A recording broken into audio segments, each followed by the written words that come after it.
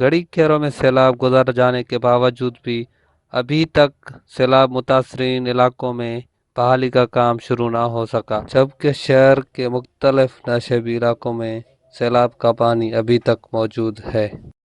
हमारे गांव बचल खान लोहर में कोई भी एनजीओ की तरफ से कोई रिलीफ नहीं मिला है, नहीं कोई गवर्नमेंट की तरफ से हमें इमदाद मिला है, और हम दर दर की ठोकरें खाते रहते हैं। और हम सीएम सिंध और सूबाई वजीर मीर एजाज खान जखरानी और एमपीए मुमताज़ खान जखरानी और डीसी जैकाबाद से मुतालबा करते हैं कि हमारे गांव गोट बचल खान लोहर में ये पानी निकाल कर और हमें रिलीफ दिया। बोर खे 4 महीना गुजरी विया, पर हिन टाइम ताईं असां बेयार मददगार वेठा आहियूं। ॿचड़ा असांजा बुख ते, न कोई टेंटा, न कोई गवर्नमेंट जी मदद, न कोई एनजीओ जी तरफ़ां।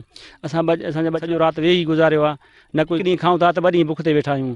कोई गवर्नमेंट जी तरफ़ां मदद न थियो, न कंहिं एनजीओ जी तरफ़ां। असांजा त ख़ुदा कारण ख़ुदा लॻ जेको थी सघे असांजी मदद कयो वञे।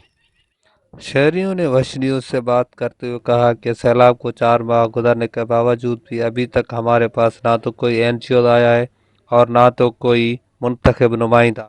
शहरियों ने मकामी एनजीओज और वजीर आला सिंध मीर एजाज हुसैन जखरानी, एमपी मीर मुमताज़ हुसैन जखरानी से मदद की अपील की है। कैमरा टीम के साथ नूर जमाली,